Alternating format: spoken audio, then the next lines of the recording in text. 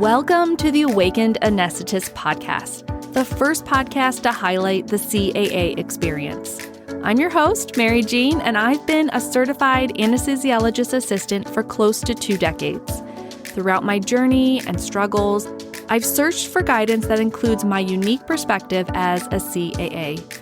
At one of my lowest points, I decided to turn my passion for storytelling and my belief that the CAA profession is uniquely able to create a life by design into a podcast. If you are a practicing CAA, current AA student, or someone who hopes to be one, I encourage you to stick around and experience the power of being in a community filled with voices who sound like yours, sharing experiences you never believed possible. I know you will find yourself here at the Awakened Anesthetist podcast. Welcome in. I'm so glad you're here for this really important episode. I had the honor of interviewing the current DEI scholarship winners for 2024. And at the end of our conversation, one of them, Ellen, just after we stopped recording, asked me why I had asked them to do the interview and why I was so interested in highlighting their journeys and their story. And I gave her an answer that felt true about, wanting to share other CAA stories, wanting to talk to people who have different backgrounds than me, different identities than me, to learn more about what it means to be a CAA and to really deepen the connections within our community. But after I got done saying all that and got off the call with them, I've really been thinking over the course of the last month since I spoke with Ellen and Tekiah why it was so important for me to interview them and to have this conversation. And I can see now that this was a part of my own journey. This has been part of my own reckoning with my innate bias and intrinsic privilege as a white person, as a white woman in this country and in the CAA profession. And I wanted to do this episode because I recognize that I have room to grow and that I have things that I would like to change about myself and the default settings in my brain. And this is my own work to do. This is not for anyone else. But I truly, truly want to thank Ellen and Tekiah for offering their time and offering their insights and their bravery and vulnerability to be a light for all of us.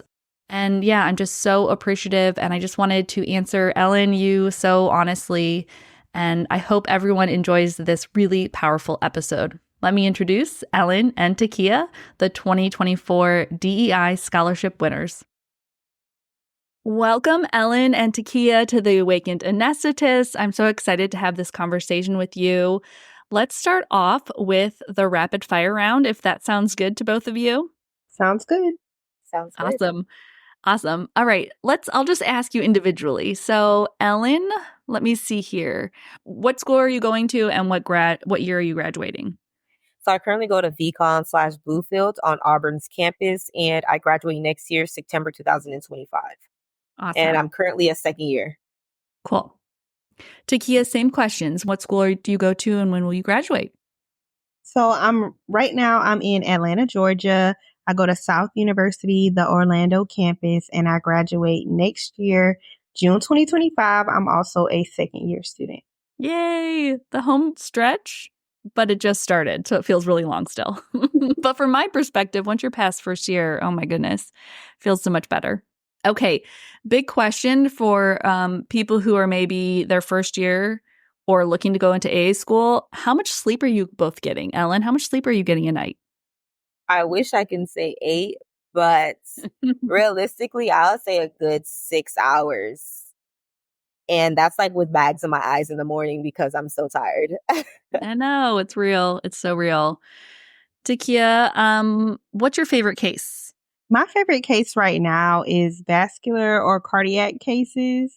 I just like that, it requires so much precision and so much teamwork between the surgeon, the perfusionist, or the anesthetist in the room. So those are my favorite cases right now to be a part of. So good. Let's do maybe a couple more. Tekiah, what's your favorite place to study? So right now, my favorite place to study is like a local coffee shop or some place with like good lighting and good Wi-Fi. Yes, very essential. Okay, Ellen, last question. What did you want to be when you were growing up? Well, I never knew what I wanted to be growing up, honestly. I think that's what stands out whenever I tell people that. I knew I was always interested in healthcare, and that's coming from my parents. Like, you're going to be a nurse one day, you're going to be a doctor. It wasn't until I got older realizing what I wanted to do specifically in healthcare. But I've always wanted to be in healthcare. I just didn't know what exactly. So, Ellen, why don't you start us off then by telling us about your cultural background and your upbringing? Well, I'm Haitian. I'm a first generation. So both my parents are born and raised in Haiti. I was born and raised in Miami, Florida, North Miami, Little Haiti, Miami Lakes area. If you know anything about Miami, those areas. But yeah, I grew up with a single mother, 5 siblings on my mom's side. I'm the first one to graduate college and soon to be grad school in my immediate family. It's been very interesting, especially coming from parents that don't really have too much education backgrounds. But my dad didn't really go past middle school when he was in Haiti. He just learned a trade and stuck with it. And my mom didn't graduate past high school. So it was interesting navigating and just finding mentors throughout the way and just meeting some really great people in my life to get me to where I am now, honestly. When did you first hear about the CAA profession then?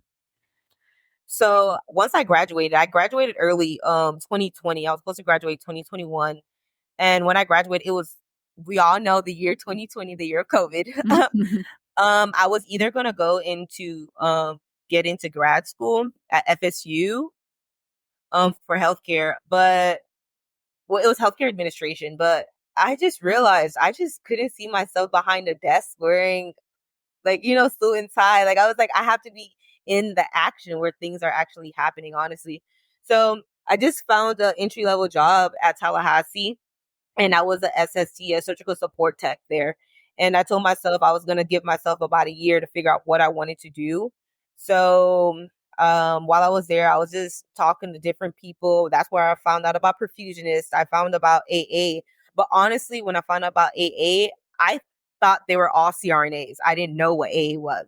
I knew there was an anesthesiologist, and then I heard about CRNA. I'm like, okay, all these people must be CRNAs. And then I spoke with an AA, and she said, no, I'm not a CRNA. And she explained to me what an AA was, what the route was. And then I did my own research and realized the 2 routes I could have took. But I already graduated undergrad. So personally, I didn't want to go back and get a bachelor's degree in nursing to start all over again. So that's the main reason why I chose AA, and just seeing them all happy. Like personally, I haven't seen an AA upset about their job or the choice.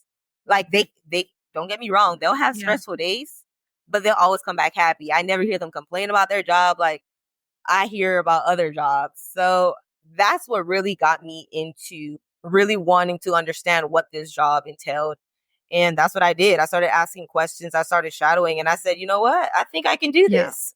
Very cool. Awesome. All right, Tekiah, tell us about your cultural background and upbringing, and then how you first heard about the CAA profession. So I was born and raised in South Carolina. I grew up in a smaller, predominantly Black community. I was raised by my uncle who were very serious and instilled in me at a very young age that education is like one of the most important things. You know, no one can take that from you. So I grew up really valuing education, and I knew that I had to do something, or like my career had to lead me in a way that I would be able to take care of myself and my future children, future family, or whatever. So that's how I grew up. I didn't have a lot of family members that were per se in healthcare, but I did have a lot of family members that were in higher education, taught at HBCUs, or were somehow, some way involved in education. So I did take it very seriously. And I knew that I wanted to do something in healthcare. So when I was in high school, I went to the high school for health professions, and I learned more about like PAs and nurse practitioners, but I still didn't know what a CAA was until after I graduated college. And then that's how I found out about the profession. Just online, or how did you find out about it? So I was doing a cancer research internship at Emory in Atlanta. And one of the physicians that I was shadowing, because a part of the internship is you could shadow as well as do the internship. So I was shadowing an anesthesiologist, and he's like, "Oh, okay, like you can go in my rooms. There's my assistants are in there. My PAs is what he called them. My PAs were in there." And like I said, I already knew what PAs were. I knew what nurse practitioners were and CRNA. So I'm like, there's no PA for anesthesia. And he's like, yes, there is. Just go in there. So when I went in the room, I met his PAs. One of the PAs became my mentor, and she was telling me all about her route to AA. And I was like, okay, I've never heard of this, but it was very appealing. And I said, okay, I'm going to try to apply. And I got really serious about it, and I got accepted. Wow. Yeah. Atlanta has, or Georgia has, like the funny, and I'm not really well versed on the history of AAs in Georgia, but I'm not sure if we're still classified as PAs and AAs or if that was like an older thing. They still are. They still are. Okay. So every AA, if you graduate from the state of Georgia, is also a PA? Yep. Okay. Interesting. Yep. Your licensure and everything, you have to go through the same Georgia commissionary, whatever. It's for PAs and AAs. You have to get both. Gotcha. Yeah, because it is a funny thing that there are PAs in every specialty except for anesthesia, and in anesthesia, there's a CAA. So it's just like, how would you know that? Like, it's so confusing. You know what I mean? If you weren't on the inside of it, if you weren't, Ellen, meeting someone in the hallway, then you would never know this profession exists. And I do think, with social media and stuff, that's starting to change, and just with our numbers growing, that's starting to change. But yeah, I love hearing how everyone heard about the profession. So thanks for sharing that. Ellen, how is school going for you? I'm just interested in is it what you expected? Were you well prepared for it? I think school was very challenging. It was just a different pace that I honestly was not used to, a different way of studying and trying to figure out how to study. I think that was really the hardest thing for me, understanding the pace and understanding the way I studied, because I feel like a lot during undergrad and just growing up in general, I used to just cruise through school. And they say when you get into grad school, it's like a different type of beast. And I've talked to quite a few AAs. So it's like I already had that mindset, but when you're actually there and you're actually going through it, it's just like something you can't really explain, especially when you don't have that many people in healthcare, let alone in AA school. So it still is like something to get used to. But like you said, entering second year, it's different because now it's like I'm done with didactics. I'm really focusing on just like the OR, the clinical aspect, and a few online classes. So I've been enjoying this time in the OR and just understanding these different cases and meeting all these new preceptors and just learning their tricks to their anesthetic plans and why they do things the way they do it, even though it's different from the textbook, but it works. So I think that's been my favorite part so far. Tekiah, do you agree with Ellen? And could you put some more words to what the difference is, if you do agree? The difference between first year and second year? No, the difference between studying for undergrad and like that massive shift, because I felt that too. There's just this massive shift in how you need to learn in grad school versus undergrad. For sure. So I feel like in undergrad, a lot of things came to me naturally. I've been like that my entire life where I didn't really have to study. I could look at things once, I could learn it once, do it once, and then it pretty much stuck with me. But I will say in undergrad, I wasn't 100% sure in what I wanted to do and what my life was going to look like, what my career was. So a lot of the things that I was learning, it didn't really matter to me whether I was retaining it for the long run. It was more so retaining it long enough to pass the class or pass the exam, etc. So switching over to graduate school, specifically this master's in anesthesia science, everything that I'm learning in class will come into play somewhere or another when I'm on the job the next 20, 30 years, however long I'll be working. So it's just a different type of feeling. It's not like, oh, I don't have to worry about that, or I don't have to 100% grasp that because I won't see it again. For some smaller things, like when we were learning some things in anatomy, like, okay, maybe that can slide. But when it comes to drug dosing and a lot of the physiology, whether it's cardiac or respiratory, a lot of those things you see every single day in the operating room. So it was just a different amount of like seriousness in graduate school. Like, okay, I don't understand this now. I give myself a little bit of grace, but I also have to understand that, okay, we have to come back to this and we have to put a little bit more time, a little bit more elbow grease to make sure that this sticks in the long run. Yes, that was just such a very clear articulation of how it feels, because on one hand, I think that's a strength of our profession, that you learn it and then you get to use it and do it. And so you do, by doing, retain it.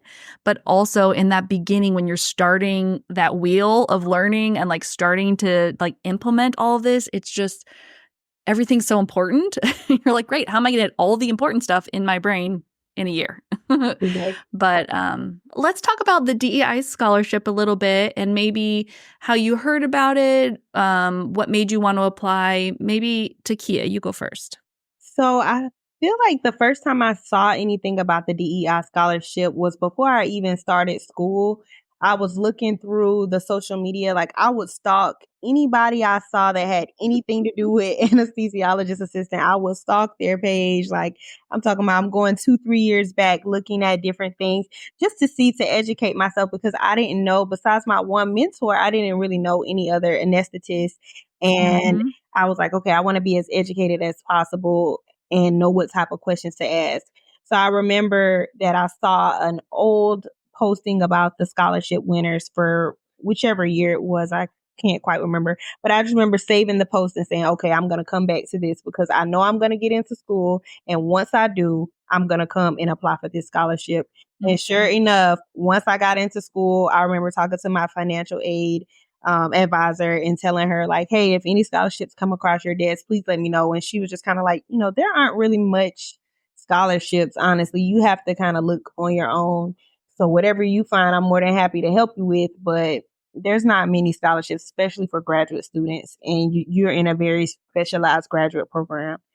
And then I remembered, I saved that post, and I went back, and just so happened the Quad A had just made another posting about the scholarship, and they were opening up for applications in a few weeks. And I said, okay, I'll get an application in. Meant to be. Yeah. Ellen, what about you? Me personally, I saw it maybe a couple months before the due date. I saw it on Instagram, actually. Like she said, it was like a post, and just like Tekiah, I was stalking those pages. I was like, I'm going to get something out of this, because at the end of the day, they're going to post something, and it's either you apply or you don't. And I have the Becoming CAA Ellen page, and I try to really put out resources that anyone can apply to, or just like information I wish I would have known. I like to repost it or anything. So I follow a lot of AAs and just anesthesiology pages, regardless of what it is. And I saw that post, and I just remember sharing it. And I shared it about a good 3 times. And by the 3rd time, I'm like, how can I be sharing this many times and not apply myself? And like you said, I was like, you know what? I might as well go for it, because at the end of the day, I qualify. This scholarship was literally made for someone like me. Who am I to tell someone else, hey, you should apply? And I'm not taking the time out my day to apply for something that someone literally created for people like me. So that's the main reason why I applied. And shout out to Instagram for, informing me and the other people. I know. I was like, how do we get our information about A's? Like, you either know someone or truly this little burst of social media. I just think it's so interesting to see the people coming up who truly saw about the profession on TikTok.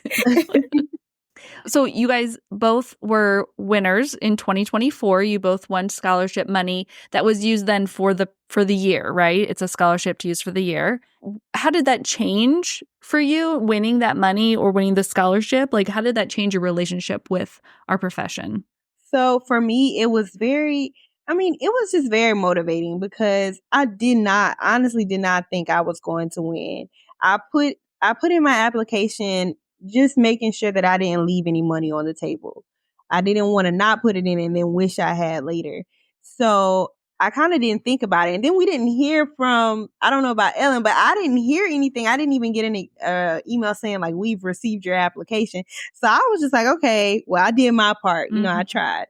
And when I won, I was like, oh my gosh. And then I remember talking to my aunt and my mother about it. And they were like, wow, this is the American Academy. Like, wow, this is you're a national scholar. And I was like, okay, I'm really Yeah. taking it in, I'm really Mhm. understanding.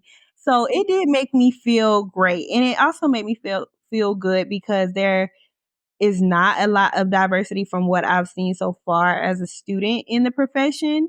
So to see that the profession is making actual efforts to be more inclusive and supportive of their students that are underrepresented in this field, that also made me feel really good because there aren't many scholarships. So the fact that there is one specifically for students like me and Ellen also made me feel really great. And to be a winner, I was just like, wow, okay. I felt even more motivated to get the job done.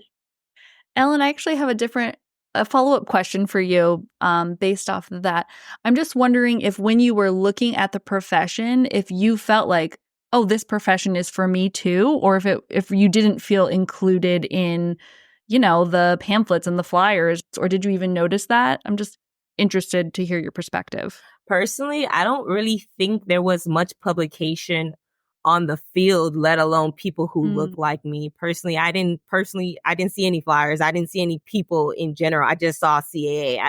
But I think working in the hospital and being able to see at my facility the type of representation, I noticed the lack of diversity that was there. So for me personally, I think it was more like a motivation. Like, because at the end of the day, it's like, I don't see that many people. I could be that person that can help bridge that gap. So for the people who look like me one day, they could look at me like, hey, how did you get there? And they'll feel more inclined to ask questions. I know I'm very extroverted. I'm the type of person to ask questions and stuff. Like I told you, I went up to CAAs and, hey, are you a CRNA? And I had to push myself to do that. There's a lot of people where I come from, they won't do that. They won't go to someone that don't look like them and feel comfortable to ask a question like that. Like, I felt dumb at that moment. I called that person out of their name or out of their title. Like, I just feel like seeing not many people look like me really motivated me to want to get into it more, because I know that it took a lot for me to get out of my shell, to be comfortable, to enter spaces that I knew some would say I didn't belong in. So it motivated me to want to get there, so that someone that doesn't have that type of strength to ask these type of questions and put themselves in these rooms, that I can go into their rooms and look like them and be able to push them to where I am in my life. Hopefully one day where that I can bring them up with me, if that makes sense. It makes beautiful sense. Is that one of the reasons why you started becoming Ellen? Or say your handle on Instagram in case people want to follow you. Becoming CAA Ellen. Yeah. So did that start right when you started school or before school? It started before school. So actually, this was my second attempt into getting into AA school until I finally got in. Really? So yes. So I applied the first time. I applied extremely late and I ended up not getting in. But looking back now, I realized my application was not strong at all. I didn't really have much guidance when it came to that application. And it looked like I threw it together overnight, even though I felt like I spent months working on it.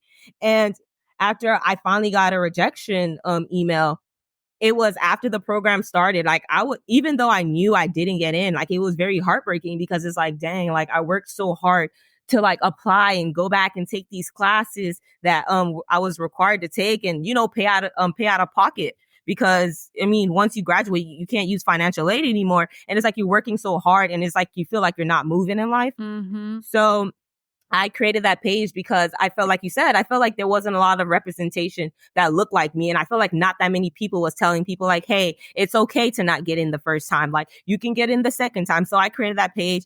The first post I made was to let people know, hey, I didn't get in, but I'm going to get in one day. It's all God's timing at the end of the day. And I just wanted to be that person that someone else can feel comfortable to ask a question that they wouldn't feel comfortable to ask someone else. You're doing that. I see you doing that. I before I even knew that you won this DEA scholarship, I knew you from Instagram, and you are doing exactly what you set out to do. And truly, like, our profession, I'm so grateful to you, and our profession is so grateful, because I do think this is the change that needs to happen. And it's like, well, how does that happen? Okay, well, it happens because Ellen and Tekiah were like, I want to be a CAA, and I don't feel like I have a lot of representation, nor do I have a lot of people who are CAAs that I know, and I'm still going to do it. and I didn't get in the first time, and I'm still going to do it because I know I belong there. This is really inspiring to me. So you're doing it, Ellen. I love that message. Tekiah, I have, going off of this still, how do you feel in healthcare? Like, being a CAA is kind of the underdog in anesthesia. I mean, I don't think anyone would maybe disagree with that, even just by our size. We're just such a smaller profession. But how do you feel like you fit in healthcare in terms of diversity and feeling like you belong? I feel like it's like multiple layers of being at the bottom of of the totem pole. So I remember in college we took this class like intersectionality of oppression. So basically it's like, okay, we're women, then we're Black women, and then when you're like a CAA, which everyone might not feel like this, but CAAs, when you look in the politics of things, are sometimes the underdog. So there's just like multiple layers of being the underdog and multiple layers of being underrepresented. So when I did one of my first rotations, there were majority of my preceptors were men. And so I'm like, okay, this is like just another added layer. So I feel like in healthcare, we are kind of at the bottom of the totem pole in terms of like how people view us and how other people that look like us. There aren't many CAAs in general. There aren't gonna be in your like average OR. There aren't gonna be many Black people in there, just in my experience. And then to be a woman on top of that, it's just like sometimes I'm in the room, I'm the only Black person, I'm the only woman, and I'm a AA student working with the CRNA preceptor. So it is multiple layers of just being the underdog. But I will say that all the time those experiences are not negative. So I won't look at it as, a negative experience, because I do go and I learn a lot. I do go in these spaces and people treat me just like they treat every other student. I do go in these spaces and I'm not looked at as less than, or there are no barriers to my learning experience. So they aren't negative experiences. It's just the fact that nothing will change until there are more students who look like us in the field and more students who look like us in the operating room, whether that's nurses, techs, surgeons, CAAs, CRNAs, whatever, so on and so forth. So did I answer your question? You absolutely did. Okay. Yes, you absolutely did. Something you said in there sort of was interesting to me, that you feel like you are treated just like any other AA student or just like any other student in the hospital. And I guess I'm wondering if that's always been true. And I'm also wondering, Ellen, if you would agree with that.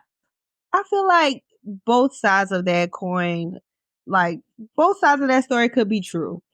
So there have been moments where I may have felt like I'm being held to a higher standard, or just maybe something that I could say the same exact words that maybe a classmate or another student says, but because of how I look, it may come off as, oh, you have an attitude, or, oh, you know what I'm saying? And I'm just trying to advocate for myself and stand up for myself. So that side of the story has happened. But also I've had it happen where, me, a classmate, another student, whoever is in the room, everybody is treated the same. Like, I know everybody's had that experience with a grumpy surgeon where he's grumpy with everybody. It doesn't matter who you are.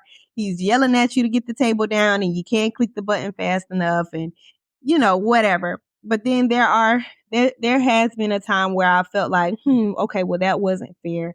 And in those moments, I had to learn, to speak up for myself. Or if I didn't feel comfortable speaking up for myself, my program has been very open and supportive to me.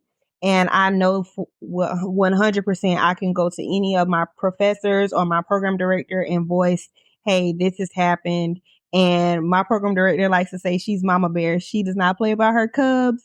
And if any situation like that has ever come across her desk, it immediately ceased. That's so good to hear. I'm really warmed by the fact that you feel that closeness and connection and support from your preceptors and faculty.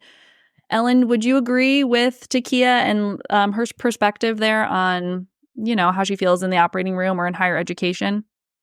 Tekiah was very spot on with everything she said. Like, she articulated that very well. I feel the exact same way. There's times where it's just one of those long days during clinicals, and you just got to bite your tongue sometimes, because it's like at the end of the day, this is how that person is, and you're going to be here for a short period of time, and you got to learn what you could learn and keep it moving. You don't have to walk into clinicals thinking everyone's going to be your best friend. At the end of the day, this is a place for you to learn. You're not in a classroom, you're in the OR. So learn what you can learn and keep it moving. I think that's the biggest thing I've learned throughout my time during clinicals. Because at the end of the day, even if, like she says, like, you think sometimes it's like you think in the back of your mind, was today that bad, or am I going crazy? Like, type of thing. I used to overthink things a lot when it came to clinicals, especially during block 2.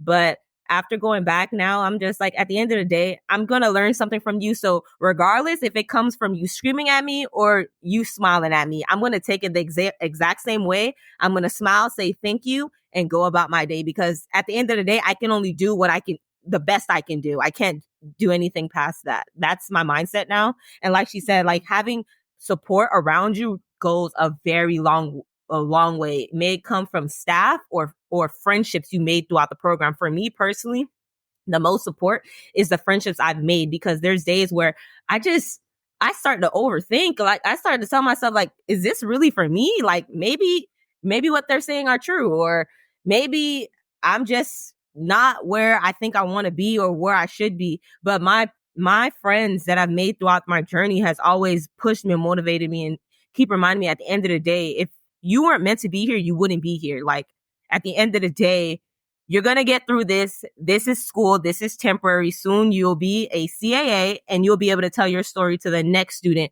that's feeling the exact same way as you. And that's how I take clinicals at this point. Wow, that is so evolved, Ellen. I mean, I just feel like I hope everyone just really heard what you said, because what you're pointing to is that while you're in school, and just even when you're a CAA, like, healthcare is a toxic environment, and not every day, all day, but there's a lot of big egos and toxicity and bias and all sorts of things that, like, outside of the OR, you'd be like, that's not socially appropriate. But in the OR, it's like, how is this happening? Is that me? Is that you? So I just think it's really tricky to navigate it.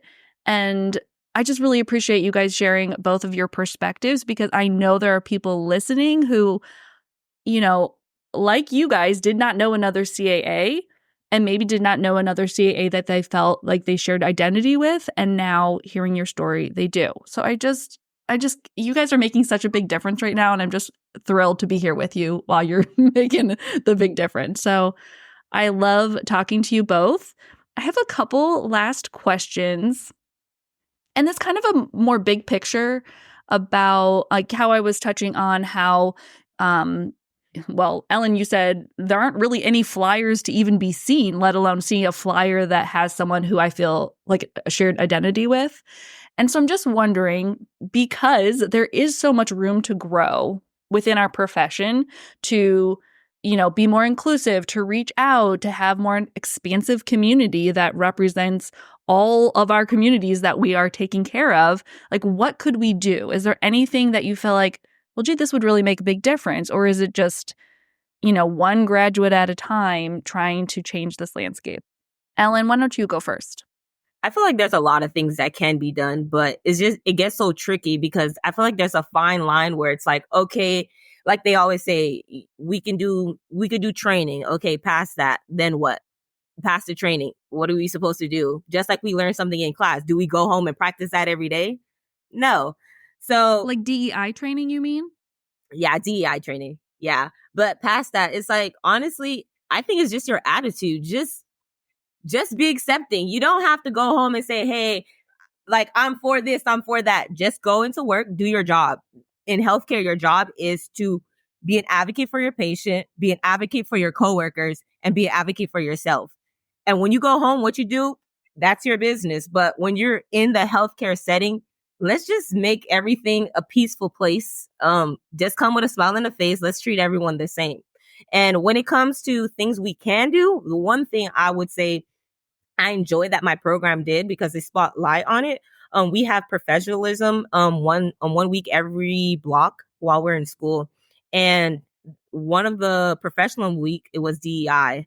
And the person that was in charge of it, they brought out so many people in the AA community, from doctors to CAAs, to come talk to us via Zoom. And when I say that's probably one of the best like professionalism weeks I've ever had, because it's like so many people that look like me. And let's not even say they look like me. They just had similar experiences based off their backgrounds. Like, to hear someone say it and they're still practicing, to hear someone say it and come back to speak to us, it just speaks more volume, because at the end of the day, it's like they're experiencing the exact same things you're experiencing, and they're still working hard, and they're still telling you you can still do that. And I feel like there's not enough of that. And I didn't know that other programs didn't have that.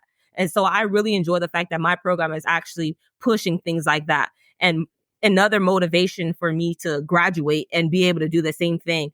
And one thing I can say pushing as well would be going to like some of these HBCUs or these smaller colleges to talk to their students. Will you say what an HBCU is, just so people listening know what that is? Oh, a historically Black institution. Yeah. So going back to these types of colleges that don't have like pre-AA clubs or don't even know about the field. Like, I graduated from Florida A&M University, and it's right here in Tallahassee. And like I said, I never knew about the career. And just being able to go back to places like that and, you know, go to college fairs and be a representative for my university to give back to my undergrad, that's something that I desire to do one day. And little things like that, I think those are changes that we can make as students. But past that, I personally don't know what we can do past the training. And I don't want to sit on this podcast and lie to you, but maybe being part of the DEI committee, like, you know, more brains can like work together and figure something out. Mm-hmm. I do think you've hit on something that I've come to again and again in my own journey and searching for, like, where do I really fit in this profession and what's meant for me, is that it does come down to an individual. So like when you think, gee, someone should go to HBCU colleges, and you're like, oh, okay, that person is me now that I've thought that thought. You know what I mean? Like, you're the exact right person to do that, whatever you're thinking, because our profession is so small that we do need individuals to take that first step. And that's where the change and the momentum starts, is when, you know, whoever decided for your DEI professional week, hey, I'm going to get together this group of people, made a huge impact on you. And now whenever you go get your job, you're like, hey, there's this great idea that we could do, and let me spearhead it. You know, I just think it takes the perfect amount of like exposure. You have to see that it's true and possible. And then you have to also realize, okay, now it's up to me in our profession, because it's so small, you know, and of course everything expands. We think all of healthcare needs to change, and then our, you know, nation needs to change and be redirected. Like, too big. Let's start with just our CAA profession. So I think you're spot on, Ellen. Tekiah, do you have anything else to add to that? No, I think Ellen definitely hit the nail on the head. I was thinking to go back to some of these HBCUs and talk to their students. I know some like medical schools and programs like that have bridge programs where if you take your MCAT and score a certain score, you're automatically admitted to their medical school. Maybe a program like that. There's so many new AA programs opening that will be something to help underrepresented students get into programs, because like similar to Ellen's experience, not having proper guidance on even how to apply to AA school, that's a big barrier, I think, to getting more underrepresented students into this profession or into the medical field in general, is their applications are lacking. Or maybe they didn't have enough support in college, so they had to work through college and their grades aren't as great. Or maybe they didn't have enough money to be able to apply, because each application costs a certain amount of money. So maybe if there were fee waivers for certain students, or some type of bridge program for underrepresented students, or something put in place that showed these students like, hey, you can do it, and here is like a little bit of extra help for you, because you might not have all of the supplies or all the tools in your tool belt that some of your counterparts already come equipped with. So I think Ellen hit it spot on. Going to these HBCUs and even high school. Like I said, I went to the high school for health professions, but I didn't know what a CAA was. And here this profession has been around for decades. So someone being a spokesperson, someone going out and educating people more about our field and our profession. Also, I do want to say the second time that I applied as well, I was part of Health Prep's internship. What's Health Prep? Say more about that. Health Prep is a program under Emory, and basically underprivileged students can apply, and they accept, don't quote me, but I want to say about 20 students every summer, and they'll give you about $1,000 for either med school or AA profession, PA profession. It's like specific healthcare professions. And they'll try to have spokesmen from each profession come out and speak to you throughout the summer. I felt like that was a really great opportunity that not a lot of people hear about as well. And how did I find out about it? I want to say I found out, honestly, I think I found out about everything through Instagram. You really just have to follow the right people. Yeah. Well, now we're following you, Ellen. We got to follow you. And yeah, and you're part of that. And I do think I would love to put a link. Let's find a link for Health Prep just so that people can have that resource, and even just the idea of it. Like, if you're not a prospective student, but you are in higher education and you're like, hey, I'm loosely associated with an AA school, maybe we could facilitate something like that. Like, that is exactly how these things happen. So that was a wonderful suggestion. Yeah, let me put that in the show notes. I have one harder question and one easier question, one sort of fun question. Let's start with the easier one first. The easier one is, what moment are you most excited for after graduation? I feel like I'm excited to walk across the stage. I'm excited for my first paycheck. I'm excited for my first vacation. What's your first vacation? I don't even know. As long as it's outside of the OR, I'm fine. And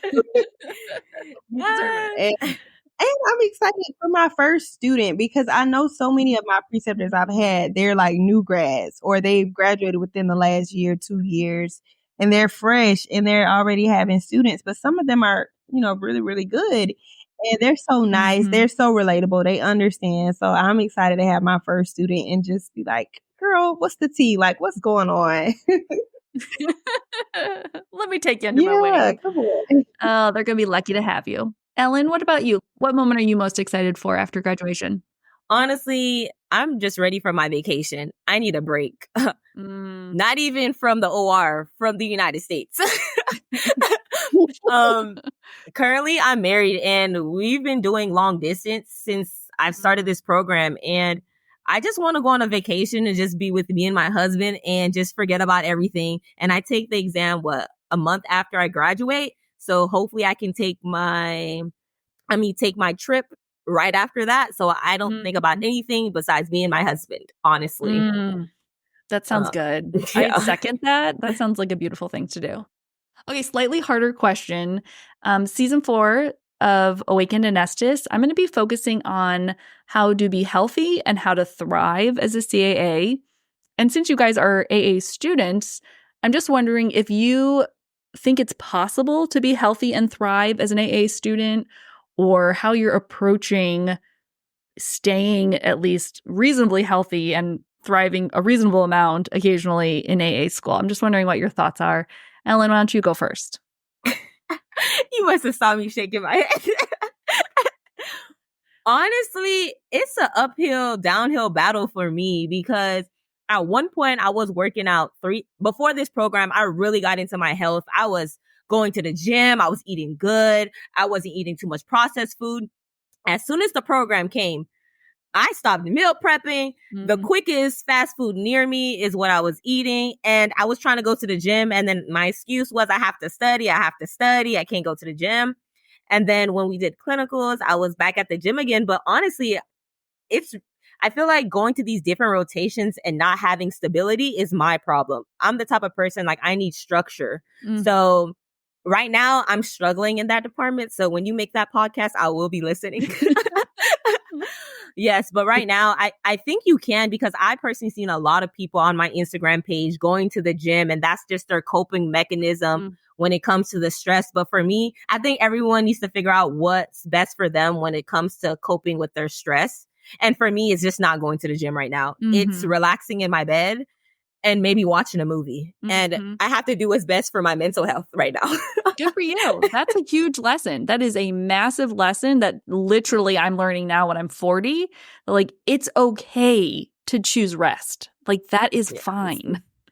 But it's a hard lesson. And Tekiah, I'm wondering what your thoughts are on it. So I completely agree with Ellen. Just a moment of like vulnerability. I have gained like 20 pounds since starting AA school. And I think a lot of things have contributed to that. Number one, my cortisol levels are always high. Like, I'm always in fight or flight. I'm always stressed. And first year for me is probably the biggest, was the hardest adjustment, versus now in clinicals, I'm trying to get more of a routine down because I know I'm at the hospital, 10 to 12 hours a day. But first year, when you have a quiz like every other day, pretty much, you have an exam every week, you're trying to study. And like Ellen said, we're only getting like 6 hours of sleep. Then when clinicals and didactic are starting to ramp up, you're going to the hospital in the morning, you're coming to class in the afternoon, you have an exam tomorrow as soon as you leave the hospital. Like, your only time to study is when you get home, or your only time to study is, I have a classmate, she will wake up really early before clinical and study, which I personally couldn't do it, but that's what worked for her. So I feel like it is hard, but if you are mentally disciplined enough, and it's something that's already been a priority in your life, then you'll probably do fine in keeping up with it. But for me, I wasn't disciplined, and that wasn't a priority for me before I started AA school. So I feel like it was really hard for me to be disciplined. But now that I have a more structured schedule in second year, I'm going to the gym. I try to go to the gym every day after work. I don't even come home. So that's just something that I'm incorporating in my schedule. But if I could go back and tell myself that before I started AA school, I would definitely have told myself. Good to hear. I'm sorry, I knew that was long-winded. No, I love it. I love the vulnerability. I love being real, because that's what people need to hear, is that like implementing a new habit when you're in the heightened stress moment is very difficult. So having these habits in place, and just also knowing, hey, that's what it's going to be like in AA school. And no one knows that's what it's going to be like until they hear you say that. So yeah, you're enduring it so everyone maybe can have a teeny tiny bit leg up after you, after hearing you. And also, I want to say to both of you that it does get better. It does get better. AA school is so demanding, and being a CAA is also very demanding, but your mindset changes when you start getting paid and when you start being a professional and not a student. The self-worth that you've been trying to maintain and grow and be confident just blossoms as a professional, and that just really changes everything, makes everything feel so much better. So just hang on, because it is so hard. You're not wrong. It's so hard. And you both are doing a great job, and I appreciate you guys taking your Friday night to talk to me and really share your journey, because it matters so, so much. And I'm just really grateful to have this conversation. So thank you both so much. Thank you for inviting us on and allowing us this platform to share our experiences. I really appreciate that. And I hope there's a student out there that could be inspired by what we said today. There will be. I already know there will be. Thank you guys so much. Thank you. Bye. Bye. Bye. I hope you loved meeting Tekiah and Ellen as much as I did, and inspired by their story. If you are a current AA student or a prospective AA student who hopes to be accepted and start one of the AA schools shortly, you can find all the information to apply for the DEI Quad A scholarship in the show notes. If you're someone who wants to make a donation to the DEI scholarship, you can also find a link to donate in the show notes. Ellen and Tekiah have both shared their Instagram handles if you want to follow the rest of their AA school journey and off into their future careers. What else? I'm inviting everyone personally to join Mindful Connections during season 4 of Awaken Anesthesiologist podcast. It is a chance for anyone in this CAA community, AA students, prospectives, practicing CAAs, to join, to build community, to learn more about yourself, about your work, about relationships with others through mindfulness. So we're going to be practicing mindfulness together in a very practical, very applicable way to your life, as well as exploring some themes over the course of season 4. So if you're interested in that free opportunity, you can find a link in the show notes to join Mindful Connections. Of course, you can follow me on Instagram at Awakened Anesthetist. I tend to share some behind the scenes if you're interested in stuff like that on Instagram. You can find a link to join my email newsletter community.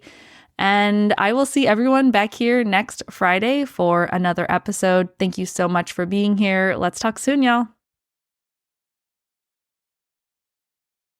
Okay, I'm going to press stop record. Yay, you did it! Congratulations. How do you feel? That was good. That was fun. It was so good.